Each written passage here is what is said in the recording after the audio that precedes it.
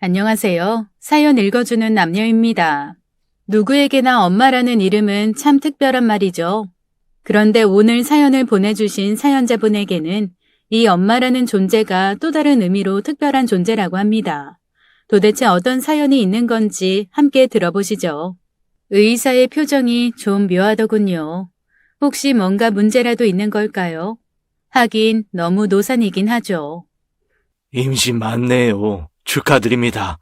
근데 의사가 말꼬리를 흐리니 괜히 불안해지지 뭡니까? 무슨 문제라도 있습니까? 그러네요. 무슨 문제인데요? 아무래도 유모차를 새로 사셔야 할 것 같은데요. 무슨 소린가 했습니다. 쌍둥이에요. 원래 있던 유모차는 못 쓴다는 뜻입니다. 하하하. 쌍둥이라뇨. 처음에 무슨 소린가 하다가 금세 기분이 좋아지더군요. 제가 애 욕심이 많거든요. 이미 애 둘을 낳았지만 그걸로는 만족을 못했답니다. 그래서 꽤 노력을 했는데 좀처럼 애가 안 들어서다 이번에 임신을 했는데 글쎄 하나도 아니고 둘이래요. 너무 기분이 좋더라고요. 요즘 같은 저출산 시대에 애가 넷이니 나라에서 산모님한테 상을 줘야겠어요. 얼마나 좋은지 몰라요. 쌍둥이 키우려면 꽤나 시달려야 할 테지만 그게 어때서요. 전 힘닿는 데까지 애를 낳을 각오니까요. 그럴 수밖에 없습니다. 제가 고아로 자라 많이 불행했거든요. 그래서 결혼을 하게 되면 애를 많이 낳고 싶었답니다. 다행히 좋은 남자 만나 제 소원을 이루게 되었으니 이보다 더 행복할 수는 없겠죠. 요즘도 가끔씩 지금의 행복이 믿기지 않아 볼을 꼬집을 때도 있으니 제가 지금 얼마나 행복해하고 있는지 대충 짐작이 가실 거예요. 혹시 불행 총량의 법칙이란 말 아세요? 인간에겐 정해진 양만큼의 불행이 따라온다는 뜻이래요. 바꿔 말하면 신이 정해준 양만큼의 불행을 다 겪고 난 사람이라면 더 이상의 불행이 없을 거란 뜻이기도 합니다. 제가 바로 그 증거거든요. 지금이야 이렇게 행복하지만 그전엔 정말 불행했던 날들을 보냈어요. 제 또래는 절대로 겪지 않았을 그런 불행이었죠. 앞서 말씀드린 것처럼 그 불행 전부는 제가 고아였기 때문에 받아야 했던 것들이었습니다. 제가 고아가 아니었다면 알 수도 없고 알 필요도 없던 그런 것들 말이에요. 지금 이렇게 사니 이젠 덤덤하게 말할 수 있지만 그때는 정말 힘들었어요. 얼마나 힘들었는지 한번 들어봐 주시겠어요?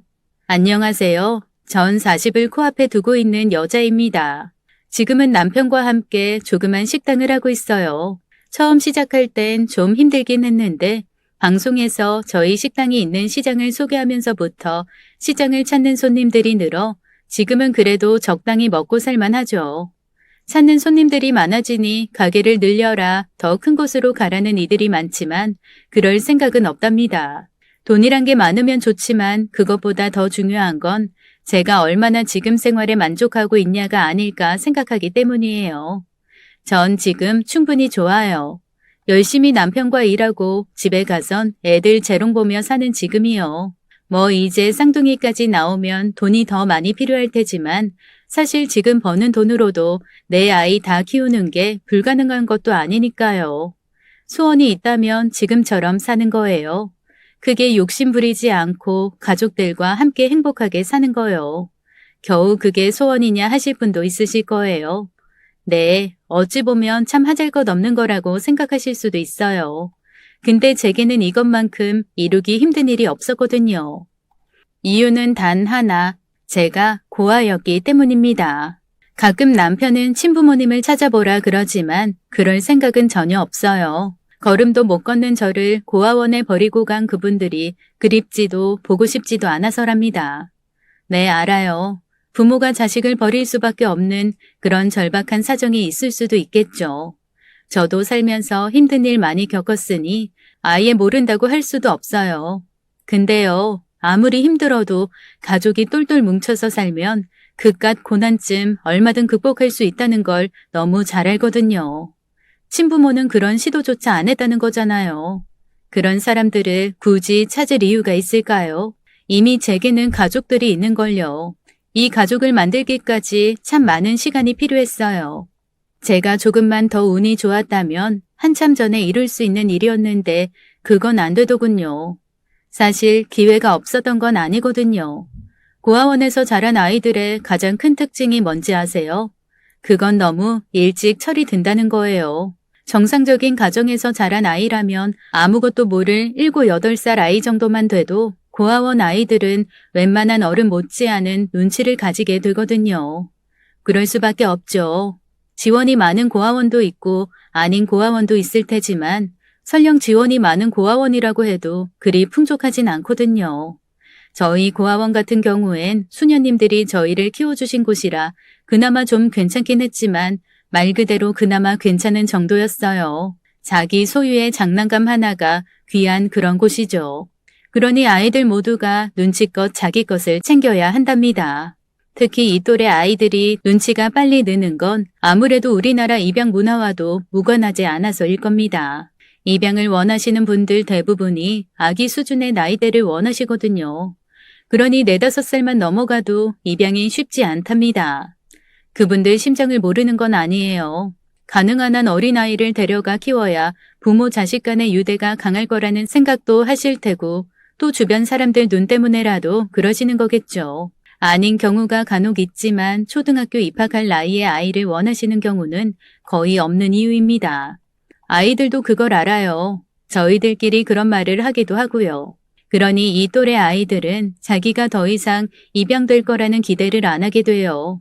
그럼 독립할 나이까지는 계속 이곳에서 살아야 하는 거죠. 그러니 눈치가 늘 밖에요. 저도 그런 아이들 중 하나였어요. 여자여서 그런지 몰라도 전 그중에서도 유독 눈치가 빠른 아이였답니다. 베로니카 수녀님이 그런 절 똑똑하다고 많이 칭찬해 주셨지만 이제와 생각하니 그건 칭찬이라기보다는 안타까워서 그런 거지 싶더라고요. 아무것도 모르고 해맑아야 할 아이가 어른처럼 구니 수녀님이 보기엔 얼마나 안쓰러우셨을까요. 근데 그게 제게 기회를 줄 누가 알았겠습니까? 고은아, 너 원장 수녀님 방으로 좀 오래. 원장 수녀님이 절 찾는다는 말을 누군가가 전하대요. 사실 저희가 원장 수녀님 방에 갈 일은 별로 없거든요. 말썽을 부린 게 아니라면 말이죠.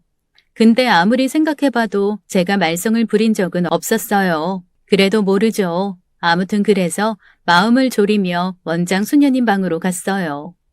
고은아, 어서 와. 인사드려. 원장 수녀님 방에 가니 어른 2분이 계시더라고요. 무슨 일인가 했어요. 저희 시설에서 가장 똑똑한 아이랍니다. 공부도 잘하고 저희 말도 잘 듣는 참 착한 아이예요. 보시면 아시겠지만 예쁘기도 하고요. 2분이 저를 요리조리 훑어보시더라고요. 순간 혹시 저를 입양하시는 건가 생각했지만 금세 생각을 접었습니다. 그때가 제가 10살이었거든요. 10살짜리를 입양하는 사람은 아무도 없다는 걸 너무 잘 알 때였어요. 괜히 쓸데없는 생각을 할 이유는 없었죠. 그래봐야 상처 입는 건 저니까요. 그러네요. 딱 봐도 똘망똘망한 게 여간 야무진 게 아닐 것 같아요. 네, 다들 그렇게 말한답니다. 어떻게 얘랑 얘기 좀 하실래요? 애기는요, 애 엄마가 좋아하면 됐죠. 어떻게 당장 데려갈 수 있나요? 제 귀를 의심해야 했습니다. 원장 수녀님과 그분들이 나누는 이야기는 분명 입양에 관한 거였으니까요. 왜 절 보시는지 궁금했지만 그때부터 심장이 막 뛰었어요. 아, 당장은 안 되고요. 일단 조금 시간을 두시고 보시면 어떨까요? 입양이란 게 그리 간단한 문제가 아니거든요. 처음 볼 땐 마음에 들어도 막상 같이 살다 보면 실망스러운 부분이 보일 수도 있고요. 그러니 한 몇 번 더 보시고 그때 가서도 마음이 변하지 않으시면 진행하시는 게 어떨까요? 그게 아니라도 서류 문제도 있고 해서 오늘 당장은 힘들고요. 저희는 괜찮은데 좀 급하기도 하고. 네? 아닙니다. 저 사람이 아이가 완전 마음에 들었나 보네요. 당장이라도 키우고 싶어서 그러는 겁니다. 알겠습니다. 수녀님 말대로 조금 더 지켜보죠. 고은이라고 했지. 우리 잘 지내보자. 애정이 듬뿍 담긴 목소리였습니다. 바보같이 너무 놀라서 대답도 제대로 못했네요. 그렇게 그분이 돌아가셨어요. 그날 밤 제가 얼마나 후회를 했는지 모릅니다.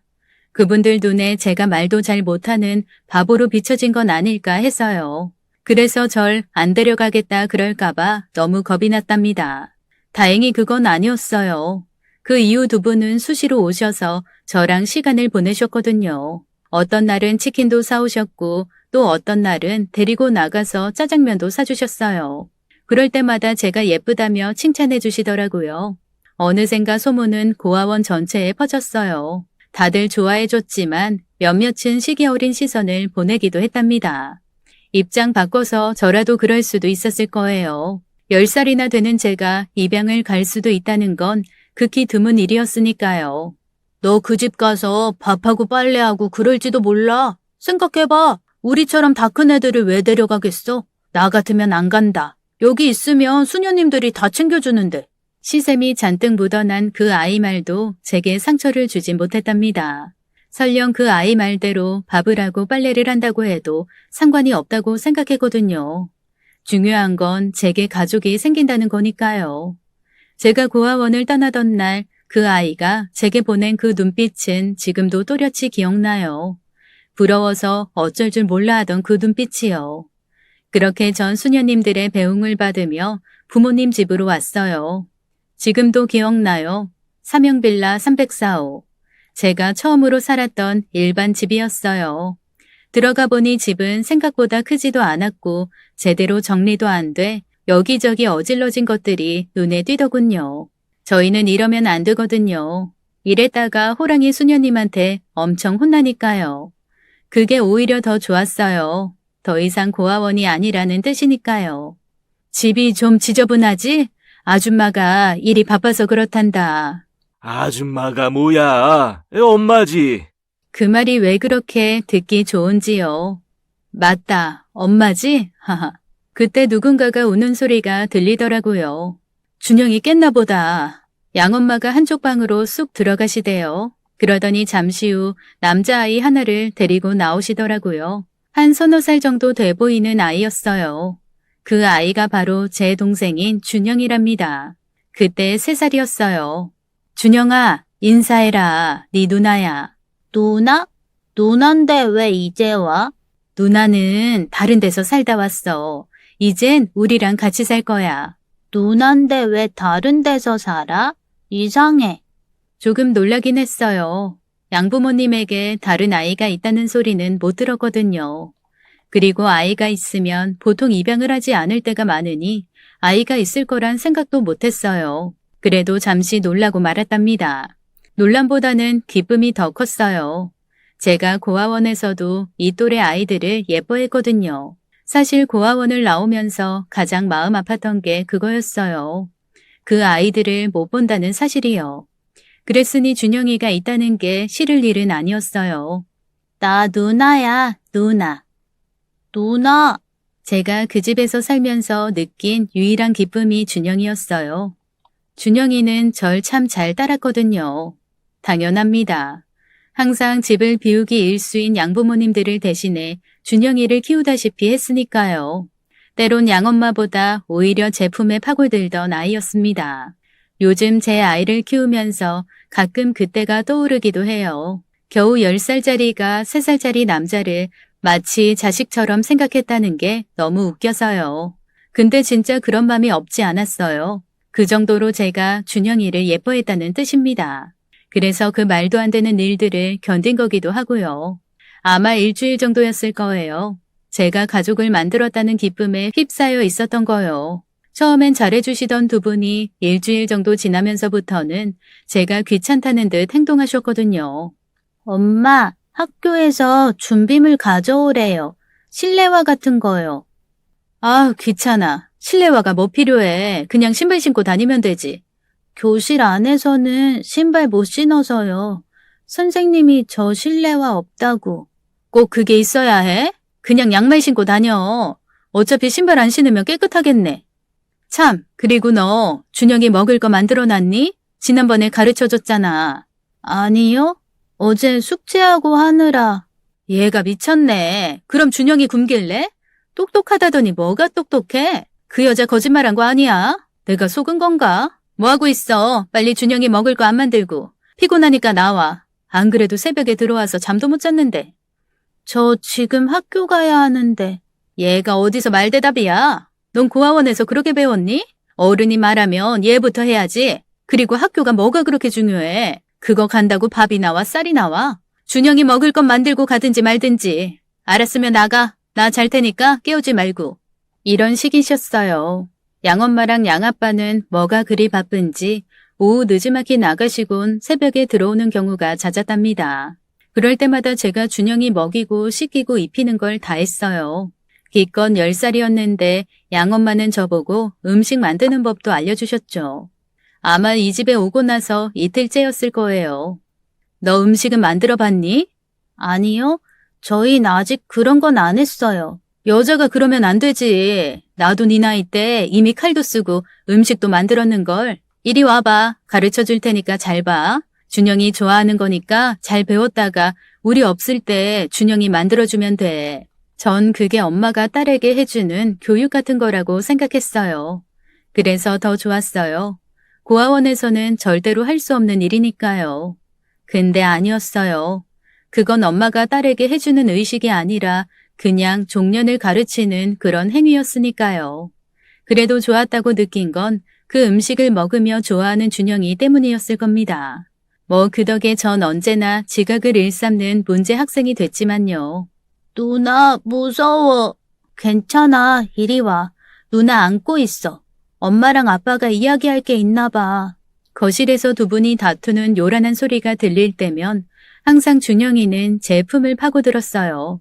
두 분이 하루가 멀다 하고 다투시는 날이 많았거든요. 돈이 어디 있어? 지난번에 용군에 가서 다 잃었잖아. 누가 몰라? 그러니 어디서 꺼오라는 거잖아. 우리 잃은 거는 만회해야지. 지난번에 다 딸 수 있었는데. 왜 매번 돈 빌리는 건 난데? 이제 빌릴 데도 없어. 당신이 빌려봐. 그러게 누가 막지를 해? 그럴수록 더 기다렸어야지. 어디서 말대꾸야? 당신만 초를 안 쳤어도 안 잃었어. 그나마 이런 날은 양반이었어요. 많은 경우 비명이 난무할 만큼 치고받고 싸우는 것도 서슴지 않던 분들이었거든요.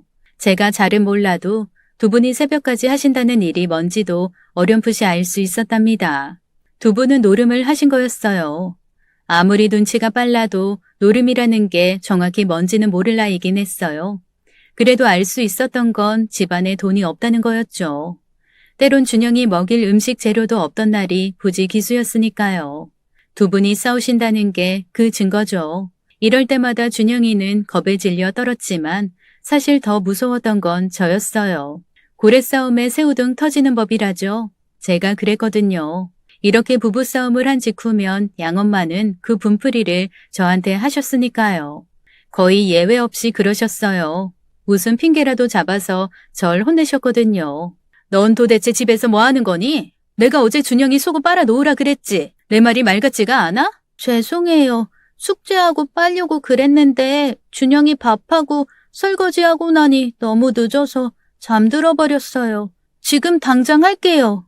키워주고 재워주면 밥값을 해야지. 기집애라고 데려왔더니 뭐 하나 제대로 하는 게 없어. 진짜 돌려보내든지 해야지. 양엄마가 이유 없이 혼내는 것보다 더 무서웠던 게 저 말이었어요. 돌려보낸다는 말이요. 그건 파양을 뜻하는 거거든요. 사실 고아원에서도 이런 일이 없진 않아요. 입양됐다고 좋아하며 떠난 친구들 몇몇이 다시 고아원으로 오곤 했거든요. 그럼 그 아이들은 한참을 힘들어했어요. 한 번이라도 가정의 소중함을 알게 된 뒤니 고아원 생활이 더 견디기 힘들었던 거죠. 그걸 보면서 전 절대로 그러지 않아야지 생각했거든요.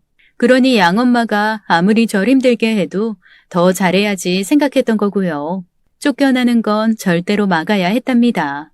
그렇다고 안 힘든 건 아니었어요. 제 아무리 일찍 철이 들었다고 해도 결국은 초등학생에 불과했으니까요. 그렇게 3년 반을 버텼습니다. 어느새 제가 중학생이 되었죠. 준영이도 7살이 되었고요. 여전히 두 분은 노름을 끊지 못하고 새벽 나들이를 하고 계셨어요. 지금도 궁금한 게 두 분은 따로 일도 안 하시면서 어떻게 계속 노름을 할 수 있었을까 하는 점이랍니다.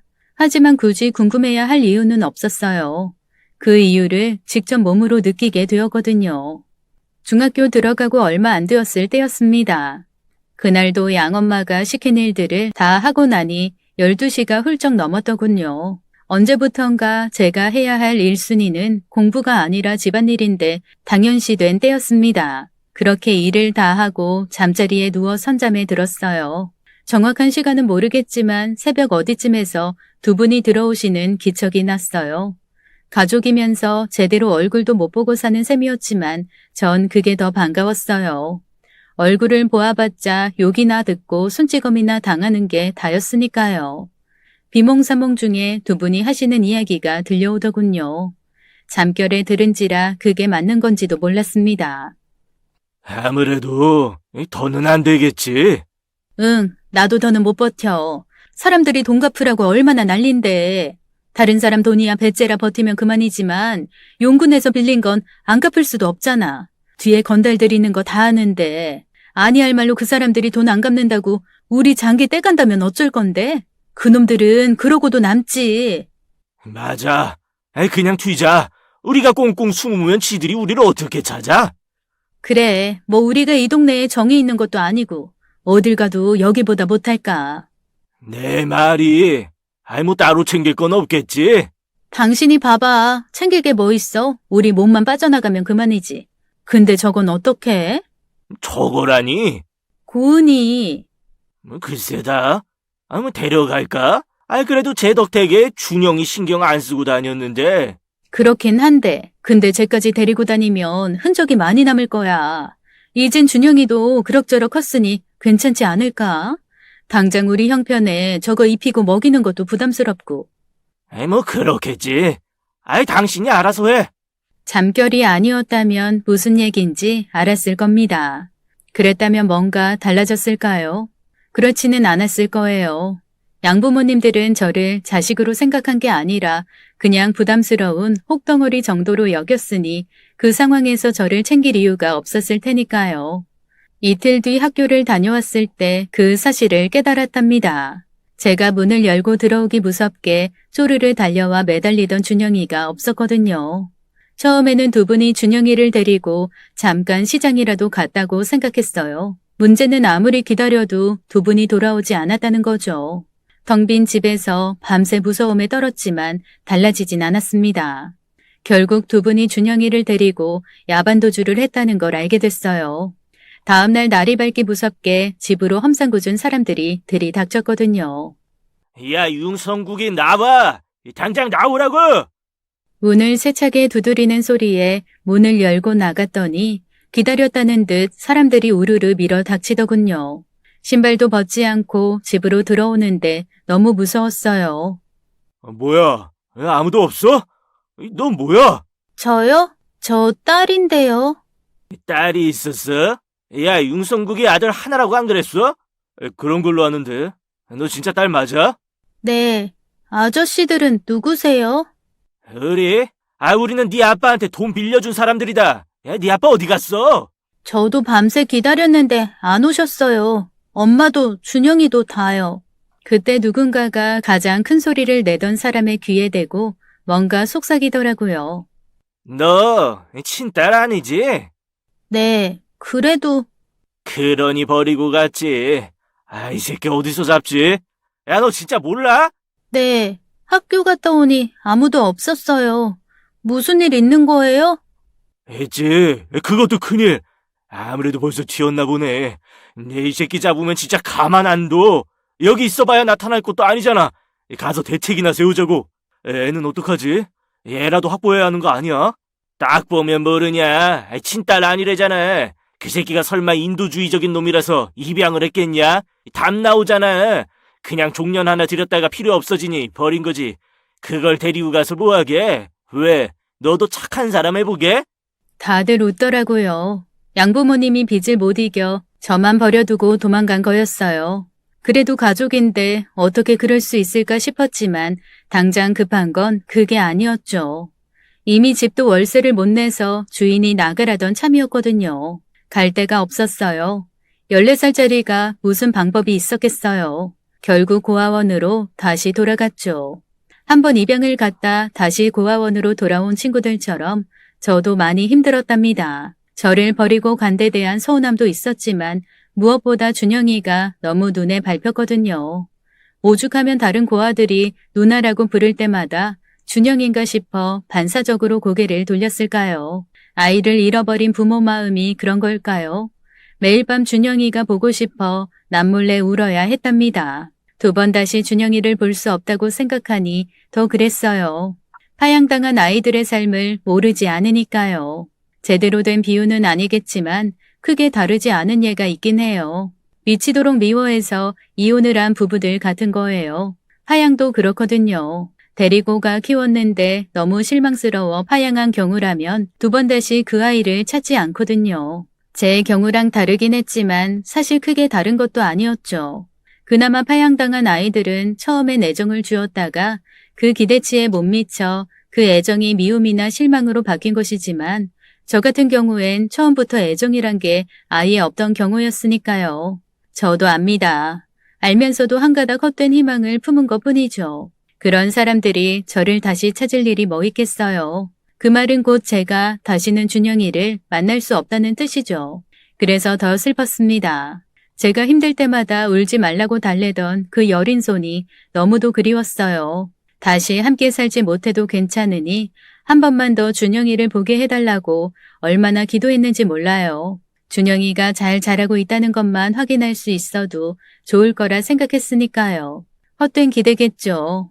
네, 압니다. 그러면서도 쉽게 포기가 안 되더라고요. 제가 그만큼 준영이를 애틋하게 생각했기 때문이었어요. 친부모로부터 버림받고 다시 양부모로부터 버림을 받은 아이가 시드는 건 당연하죠. 학교를 다니는 것도 시들하기만 했어요. 겨우 15살이던 제가 인생의 허무함이 무엇인지를 알아야만 하는 게 너무 싫었어요. 바로 그때였답니다. 고아라는 이유로 제대로 된 친구도 없는 학교를 기계적으로 다니고 있던 그때 교문을 나서는 제 앞에 누군가 나타나지 뭡니까? 너무 놀라 울음이 터졌어요. 준영이었거든요. 누나! 겨우 5달 못 본 사이인데 그새 그렇게 자랐을까요? 너무 놀라 입도 안 벌어지더군요. 왜 이 아이가 혼자서 돌아다니나 싶어서였답니다. 준영아, 너 괜찮니? 어디 봐. 괜찮아. 누나 보고 싶었어. 그럼요. 보고 싶었죠. 애가 탈 정도로 보고 싶었답니다. 엄마는? 아빠는? 너 어떻게 왔어? 엄마 저기 있어.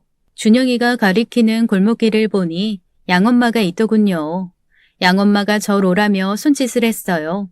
그렇게나 절 괴롭히던 사람이었는데도 막상 보니 반갑더군요. 가족에 대한 동경이 그렇게 만든 거였어요. 고은아, 잘 지냈니?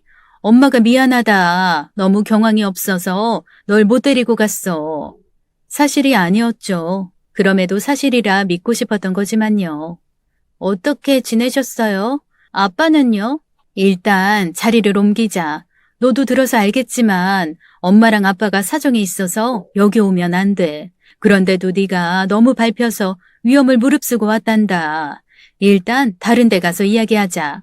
준영이 손을 꼭 잡은 채 저희는 학교에서 그리고 동네에서 한참 떨어진 어느 허름한 식당으로 향했습니다. 넌 그동안 고생 안 했지? 다행이다. 우리가 너 데리고 갔으면 더 고생했을 거야. 그래서 너 안 데리고 간 거다. 알지? 사실이 아니죠. 그래도 그 말을 믿고 싶었어요. 네. 2분은요?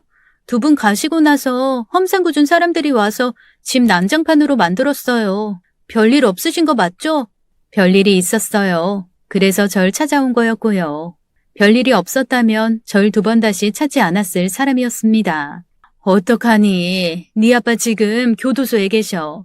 돈 못 받은 사람들이 모함해서 누명을 썼어. 내가 돈이 있었다면 변호사라도 사서 그 누명 벗겨줬을 텐데. 정말요? 어떡해요? 당장은 방법이 없구나. 사실 나도 상황이 안 좋아. 당분간은 엄마도 좀 숨어 있어야 할 것 같아. 그래서 왔어. 네가 준영이 좀 봐줘야겠다. 근데 여기서는 안 돼. 준영이 여기 있는 거 알면 그 나쁜 놈들이 무슨 짓을 저지를지 모르니까. 나중에 안 사실이지만 2분은 상습 도박 말고도 사기를 저지르기도 하셨대요. 그래서 양아빠가 교도소에 가신 거고요. 2년 선고 받으셨다더라고요. 양엄마 역시 같은 일로 쫓기고 있었고요. 계속 도망을 다니는 중이었는데 준영이를 데리고 다니는 게 어렵다고 생각하셨나 봐요. 그래서 절 찾은 거였답니다. 제가요? 제가 어떻게 그래요? 두 분 안 계시면 돈도 없는데. 그렇다고 고아원에 준영이를 데려갈 수도 없고. 그건 걱정 말아라. 아무리 돈이 없어도 니들 둘 건사할 돈도 없을라고. 일단 방은 얻어놨고 생활비도 좀 마련해놨으니 당분간만 네가 준영이 데리고 살아. 그리 길진 않을 거야. 한 몇 달만 부탁하마. 참, 고아원에는 말해선 안 된다. 그놈들이 고아원에 이야기 들어간 거 알면 어떻게 해서든 니들을 찾아낼 테니까. 양엄마 말은 이랬어요. 제가 당분간 준영이를 데리고 살 여건은 마련했지만 그러기 위해선 제가 고아원에 아무 말도 남기지 말고 떠나야 한다는 거였어요. 쉽지 않은 일이죠. 제겐 수녀님들이 엄마 같은 분들이거든요. 아이들이 많다 보니 보통 엄마들처럼 하나부터 10까지 다 챙겨주시지 못하지만 그래도 그 마음만은 진짜인 분들이셨어요. 제가 다시 고아원으로 돌아왔을 때도 누구보다 아파해 주셨던 분들이었습니다. 그런 분들에게 단 한마디 말도 하지 않고 떠나야 하는 일이니 쉬울 리가 없었죠. 사실 망설여지긴 했어요. 양엄마 말을 들으면서도 모르진 않았거든요. 정말로 제가 보고 싶었다거나 혹은 저를 딸로 생각해서 그러는 게 아니란 것쯤은 충분히 알고 있었으니까요. 그런데 딱 하나 다시 만난 그때부터 지금까지 제 손을 놓지 않고 있는 준영이가 문제였답니다. 제가 양엄마 말을 거절한다면 이 아이는 어떻게 되는 걸까요? 저랑 떨어진 그 몇 달 사이 훌쩍 큰 아이지만 제대로 케어받지 못한 티가 역력하게 나고 있었거든요. 함께 있어도 이 모양인데 하물며 저마저 없다면요. 반드시 그런 건 아니겠지만 어쩌면 준영이도 저처럼 고아원이나 보육원으로 가야 할지도 모른다 싶었답니다. 그건 안 되죠. 그곳에서의 삶이 어떤 건지 너무 잘 아니까요. 우리 준영이만큼은 그런 아픔을 알게 하고 싶지 않았답니다. 제가 양엄마 부탁을 거절하지 않은 유일한 이유였어요. 결국 전 그날 고아원으로 향하지 않았습니다. 수녀님들이 정말 걱정하셨을 걸 알지만 어쩔 수가 없었어요. 버스를 타고 2시간 거리에 있는 어느 소도시의 허름한 방에 가방을 내려놨답니다. 양엄마는 그런 제게 약간의 돈을 주셨어요. 이 돈이면 몇 달은 버틸 수 있을 거야. 그때까지만 준영이랑 지내다오. 월세는 6달치 미리 줬으니 그건 걱정 말고. 진짜 얼마 안 되는 돈이었어요. 양엄마가 말한 6달을 버틸 수나 있을까 싶은 정도의 돈이었거든요. 물론 아끼면 못 살 것도 없죠. 15살짜리 여중생이 8살짜리 남자아이를 데리고 살 수만 있다면 말이죠. 보통이라면 말도 안 되는 소리죠. 그러나 그때는 그럴 수밖에 없었습니다. 문제는 양엄마가 그 약속을 지키지 않았다는 겁니다. 금세 돌아온다던 양엄마는 1년이 지나도록 다시 돌아오지 않으셨어요. 당연히 돈은 다 떨어졌죠. 아끼고 아꼈지만 7달이 지나니 바닥을 보이더군요. 더 큰 문제는 월세였어요. 월세를 못 내니 주인이 성화를 부리더라고요. 당연하죠. 받아야 할 돈이니까요. 엄마는 어디 가셨니? 일하러 가셨어요. 이 사람 얼굴 보기가 왜 이리 힘든지. 엄마가 이 집에 사는 건 맞니?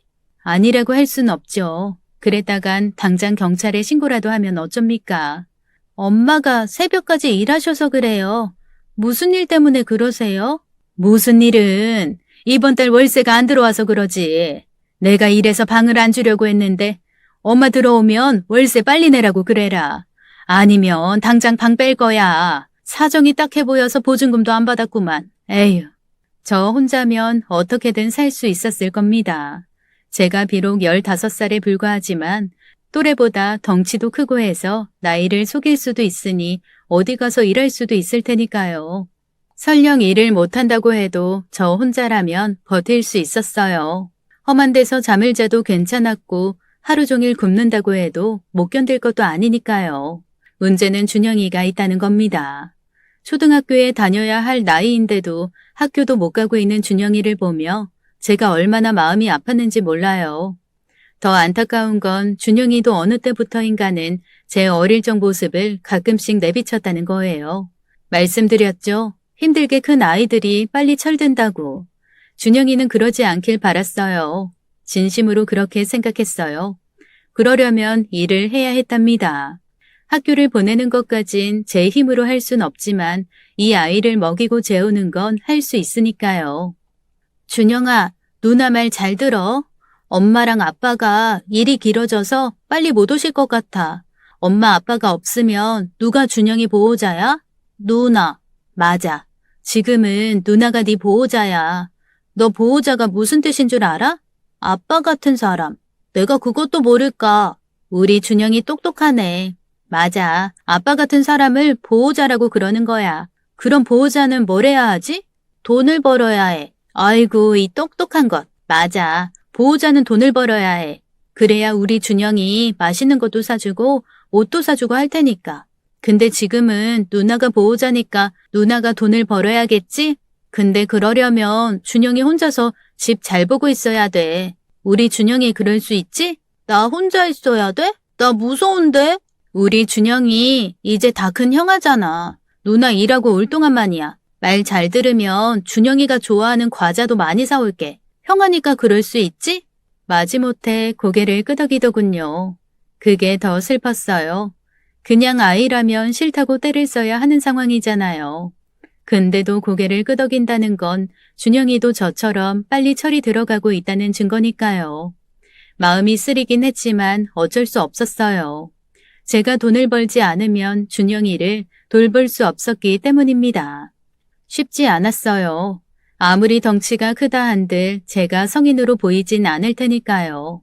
며칠을 애원하다시피 돌아다닌 끝에 한 식당에서 일을 할 수 있었어요.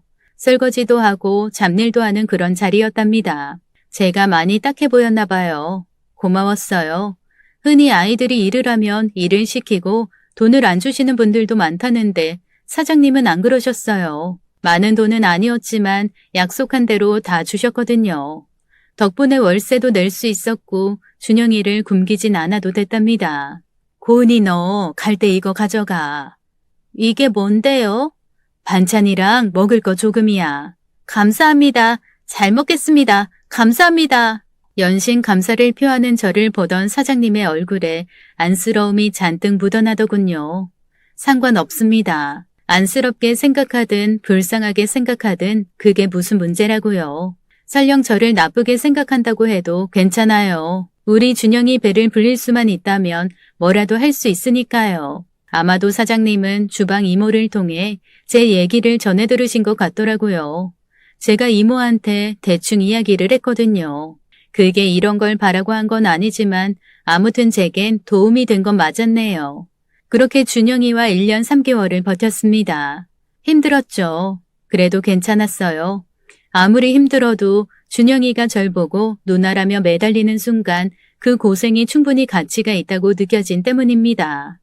학교를 다닐 수 없어도 괜찮았어요.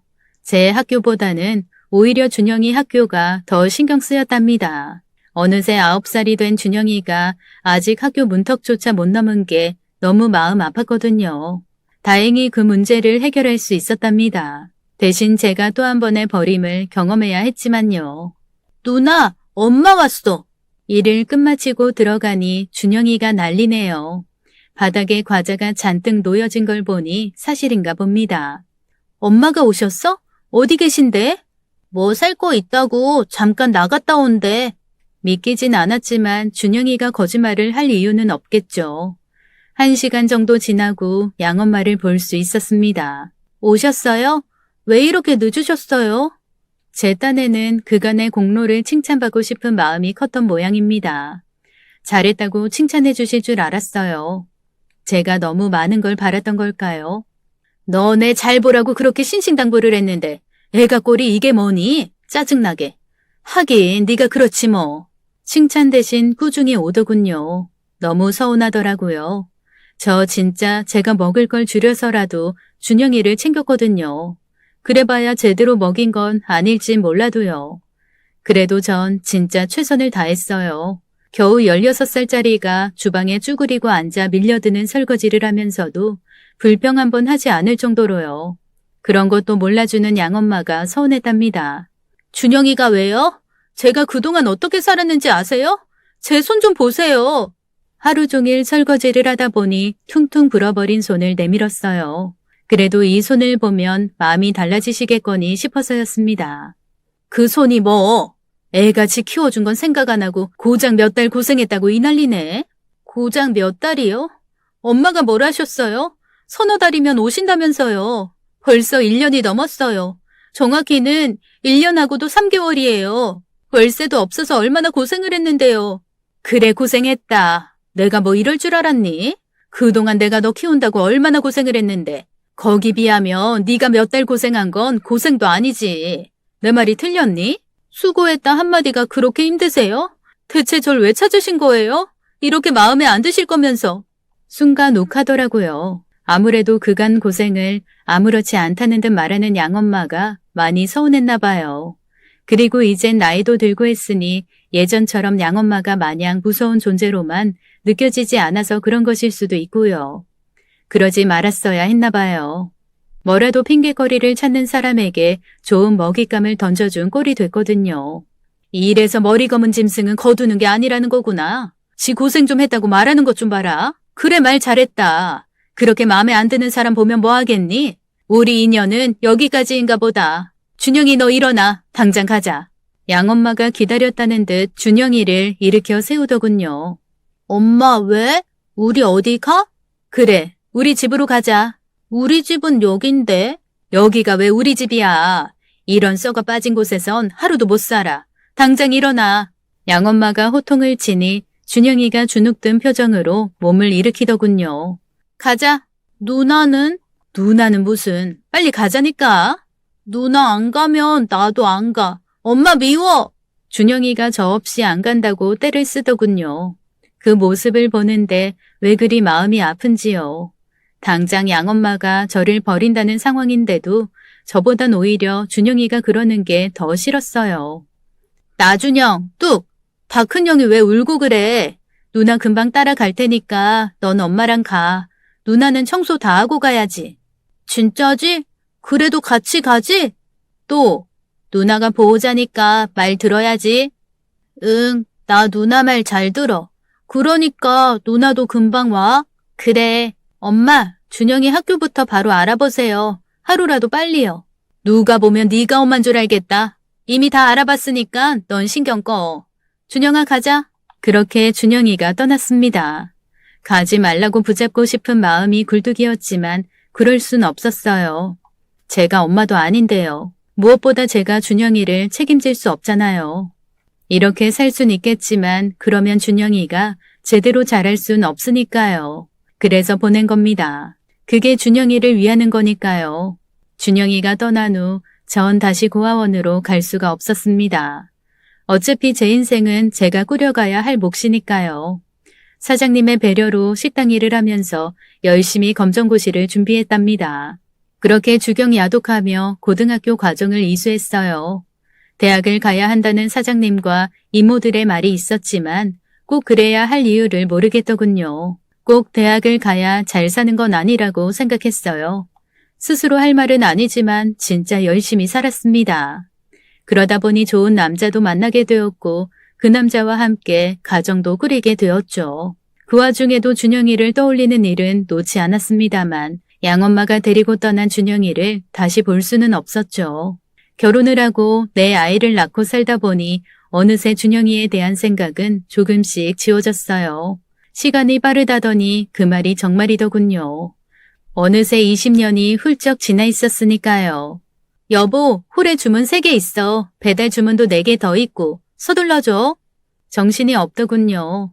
얼마 전 시장을 찾은 방송팀이 저희 가게를 잠깐 소개한 적이 있었답니다. 한 3분 방송에 나온 게 다인데 그 방송 이후 식당을 찾는 손님들이 엄청 늘었어요. 새삼 방송이 얼마나 힘이 센지를 알겠더군요. 그러니 식당 사장님들이 방송을 타기 위해 그렇게 노력을 한 거더군요. 가끔 저희 식당에도 그런 제안이 들어오긴 했지만 전 다 거절을 했거든요. 굳이 그럴 이유가 있나 싶어서요. 지난 방송도 그래요. 하려고 한 게 아니라 저희 시장을 소개한다는 목적이라는 말에 가벼운 마음으로 인터뷰에 응한 건데 이렇게까지 많은 분들이 찾아줄 줄은 몰랐어요. 아이고 정신없다. 이러다가 우리 금방 부자 되겠다. 부자는 무슨, 지금이야 방송 덕에 이러지만 너무 기대는 하지 마. 그냥 우리는 하던 대로 하고 살자. 욕심 부리지 말고. 그래, 당신이 정신없지. 아무래도 종업원 한 명 더 구해야겠다. 종업원을 왜 구해? 인건비가 얼만데. 그걸 누가 몰라. 당신이 너무 힘드니까 그렇지. 괜찮아. 이 정도는 충분해. 내가 식당 일만 20년 넘게 한 사람이야. 겨우 이 정도로 뭘? 점심 손님들이 다 빠져나간 오후 시간 간신히 숨을 돌리며 남편과 수다를 떨고 있을 무렵이었습니다. 어서 오세요. 누군가 가게 문을 열고 들어오는데 저도 모르게 숨을 참아야 했습니다. 한눈에 봐도 노숙인이 분명한 한 여성분이 들어오면서 가게 안에 이루 말로 못할 악취가 풍겼기 때문이었어요. 안 그런 분도 있지만 식당 사장님들 중 상당수가 노숙인 받기를 꺼린답니다. 다 먹고 돈 없다며 배째라 하는 경우가 많아서기도 하고 지금처럼 씻지 못해 풍기는 고약한 악취 때문에 다른 손님들이 불편해 하실 수도 있기 때문이죠. 사장님들의 마음을 이해 못하는 건 아닙니다. 마음은 안 그래도 식당을 운영하려면 어쩔 수 없는 일이니까요. 물론 저는 아닙니다. 거리를 떠돌 수밖에 없는 그분들의 고충을 누구보다 잘 이해하고 있기 때문이에요. 저도 어린 시절 사장님이 거두어 주시지 않았다면 노숙자가 되지 않았으리란 법은 없었으니까요. 그래서 저는 노숙인 같은 분이 찾아와도 내치지 않는답니다. 그분들에게 돈을 받지도 않고요. 이게 바로 저희 가게에 손님이 밀리는 이유입니다. 사실 지난 촬영 당시 노숙인 한 분이 불쑥 오셨거든요. 아무리 방송 촬영 중이라고 해도 그 때문에 그분을 내칠 수는 없지요. 촬영하던 PD가 그걸 예쁘게 포장해 주신 덕에 저희 가게가 인심 좋은 사장님이 꾸리는 훈훈한 가게로 알려진 게 컸습니다. 방송 이후 그를 악용한 노숙인들의 발길이 더 잦아졌지만 그래도 다 대접해드렸어요. 지금 오신 분도 아마 그런 분이시겠죠. 그런데 아니었습니다. 그분의 입이 열리는 순간 제가 흠칫 떨었던 이유죠. 고은아, 이거사 엄마다, 고은아. 계절에 맞지 않은 복장, 앞니 3개가 빠져 안쓰러워 보이는 얼굴을 한 그 사람이 제 이름을 부르지 뭡니까? 처음에 몰랐어요. 그래도 제 이름을 부르며 자신을 엄마라니 금세 알았죠. 그 사람이 누구라는 걸요. 고은아, 엄마라고. 내가 널 얼마나 보고 싶었는데. 너무 놀라면 몸이 굳는다더니 제가 딱 그렇더군요. 제 모습을 본 남편이 뭔가 낌새도 이상한 걸 알아차리대요. 왜 그래? 저분이 누군데? 혹시... 네, 남편은 금세 이 상황이 뭔지 알았답니다. 남편은 제 지난 일들을 다 알거든요. 연애하면서 그리고 결혼 후에도 그 시절 일들을 다 말했으니까요. 누구세요? 전 엄마가 없어요. 식사하러 오셨으면 드시고 가세요. 돈은 안 받을 테니 맛있게 드시고 가세요. 왜 그러니? 엄마라니까 고은아. 뭔가 잘못 아셨나 보네요. 전 엄마가 없어요. 고아거든요. 네가 왜 고아야? 이렇게 엄마가 있는데. 한마디도 더 섞고 싶지 않았습니다. 제가 주방으로 몸을 피하려 하자 양엄마가 저를 덥석 잡더군요. 이거 놓으세요. 자꾸 이러시면 경찰에 신고할 거예요. 네가 어떻게 이럴 수가 있니? 내가 널 얼마나 찾았는데. 그러지 마라. 나한테 이러면 천벌받아 이거사. 내가 널 얼마나 아꼈는데. 아껴요? 그래서 한 번도 아니고 2번이나 버리고 갔어요? 겨우 중학생인 제게 준영이 맡기고 도망간 사람 입에서 그런 소리가 나와요? 당장 가요. 진짜 경찰에 신고하기 전에. 그래도 붙잡더군요. 참다 못한 남편이 양엄마를 붙잡았습니다. 그만하세요. 험한 꼴 당하기 전에 당장 나가세요. 당신이 뭔데 그래? 나, 이건 우리 가족 문제야. 말 잘하셨네요. 네, 제가 저 사람 가족입니다. 저 사람한테 가족은 저랑 제 자식들 뿐이라고요. 너 결혼했구나. 그런 말을 했어야지. 이보게, 내가 자네 장모 일세. 장모한테 왜 그러는 건가? 장모라니? 내가 엄마가 없는데 어떻게 저 사람한테 장모가 있어요? 여보, 신고 좀 해줘. 가게에서 난동 부리고 영업 방해한다고. 내 태도가 확고하다는 걸 본 양엄마가 비로소 한풀 꺾이대요. 그래, 서운한 거 안다. 근데 오죽하면 그랬겠니? 너 두고 떠나고 내가 얼마나 울었는데. 그러지 마라. 울어요? 당신이? 왜? 돈 벌어주는 사람이 없어서요? 시민은 분노를 토해내면서도 한 가지 궁금증을 떨칠 수가 없었습니다. 양엄마에겐 준영이가 있잖아요. 아들이 있는데 왜 저러고 사는 걸까요? 우리 준영이는 어쩌고요? 준영이 이야기를 물어보고 싶은 마음이 간절했지만 그걸 물어보면 더 매달릴 것 같아 억지로 참았네요. 여기요. 현금이 얼마 없네요. 이것 받고 가세요. 다음에 다시 오면 진짜로 경찰에 신고할 거니까 끌려서 나가지 마시고요. 가게에 있던 현금 20만 원가량을 양엄마에게 건네자 비로소 물러나대요. 결국 돈이 목적이었던 거죠. 이게 다니? 내가 며칠을 굶었는지 모른다. 조금 더 없니? 더 이상 못 보겠대요. 그런 제 심정을 아는지 남편이 나서더라고요. 마지막입니다. 지금 안 나가시면 신고할 거예요. 그제야 물러나대요. 양엄마가 떠나고 남편이 소금을 한 움큼 쥐어 뿌렸습니다. 마치 더러운 액을 쪼기라도 하는 것처럼요. 양엄마는 그 순간까지도 돈을 더 구걸했지만 가진 게 그것뿐이었어요. 뭐하게 돈까지 주냐 그러실지는 모르겠지만 그렇게라도 내보내야 했습니다. 그렇게 양엄마가 떠나고 나니 새삼 준영이 생각이 나지 뭡니까? 아무리 기분이 안 좋았어도 준영이 이야기는 물어봐야 했어요. 몇 날 며칠을 준영이 생각으로 잠을 설쳤답니다. 양엄마 모습을 보니 준영이가 제대로 살고 있는 것 같지 않았을 거란 생각 때문이었어요. 누나, 저 기억나세요?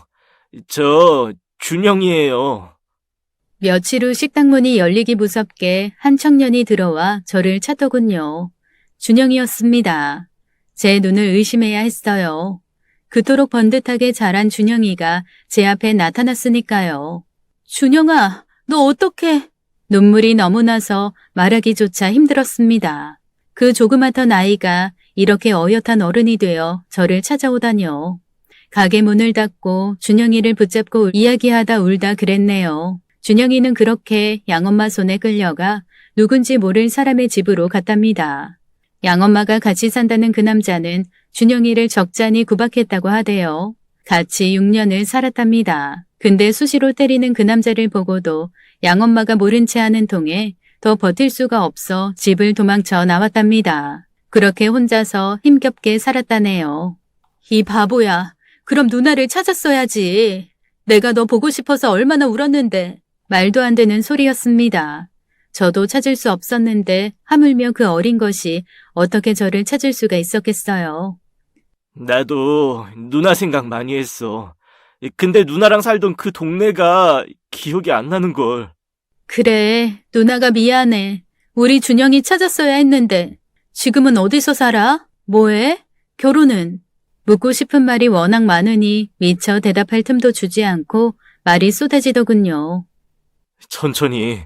처남이 대답하고 싶어도 당신이 그러니 대답을 못하잖아. 하긴 대답이 뭐 필요하겠어요. 제가 모를까요. 겨우 16이나 17인 아이가 혼자 사회에 나왔으니 그 고생은 이루 말할 수도 없었겠죠. 괜찮아. 나 이제 공장에서도 제법 인정받고 살아. 사귀는 사람도 있고, 나 누나 TV에서 보고 얼마나 놀랐는지 몰라. 그냥 무심코 보다가 왠지 낯이 익어서 계속 봤어. 돌려보고 또 돌려보고 그제야 생각나더라. 그래서 찾아왔어. 보고 싶었어, 누나. 잘했어. 잘했어. 그렇게 우리는 다시 만나게 되었습니다. 준영이도 양엄마와는 이미 소식이 끊긴 뒤더군요. 결국 준영이에게 며칠 전 일을 말해주었어요. 잠시 안쓰러움이 비치긴 했지만 준영이도 양엄마를 다시 찾고 싶지는 않았나 봅니다. 다시 오실지도 몰라. 잡아둘까? 그래도 엄마잖아. 엄마는 무슨. 나 그렇게 맞아도 모른 채 하던 사람이 무슨 엄마야. 2번 다시 보고 싶지 않아. 그리고 내 엄마는 그 사람이 아니고 누나인걸. 이게? 너 이렇게 젊은 엄마가 어딨다고. 그제야 준영이가 저를 보고 환하게 웃더군요. 저도 똑같이 웃었고요. 네, 준영이 말이 맞아요. 비록 7살밖에 차이가 나지 않지만 준영이는 제 아들이 맞거든요. 그렇게 키웠고 그렇게 생각했으니까요. 그렇게 우리 남매가 만난 이후 양엄마는 2번 더 우리 가게를 찾아왔습니다. 그때마다 냉정하게 돌려보냈어요. 당연히 준영이 이야기는 하지 않았고요. 그랬다간 이번엔 준영이를 찾아 기생충처럼 피를 빨 걸 아니까요. 마음이 아무렇지 않은 건 아니에요. 그래도 어쩔 수 없어요. 다 자기가 저지른 죄에 대한 벌이니까요. 그래도 키워준 사람인데 어떻게 그러냐 싶으신 분들도 있으실 거란 거 알아요. 제가 나쁜 사람이라고 그러실 수도 있고요. 그래도 어쩔 수 없어요. 이제 불행한 삶은 더 겪고 싶지 않아서랍니다. 앞으론 제 가족들, 남편과 두 아이, 그리고 준영이랑 행복하게만 살 거니까요. 참, 뱃속에 쌍둥이도 포함시켜야겠네요. 오늘 사연 어떠셨나요? 어린 시절부터 험난하게 살아오신 사연자분 참 고생 많으셨네요. 그간 열심히 살아오셨기 때문에 지금의 행복을 누리시는 거겠죠. 사연자분이 말씀하신 것처럼 불행은 이제 모두 지나간 것 같으니 앞으로는 행복한 꽃길만 걸으셨으면 좋겠습니다. 오늘도 끝까지 함께 해주신 여러분 감사드리며 저희는 다음 사연으로 돌아올게요.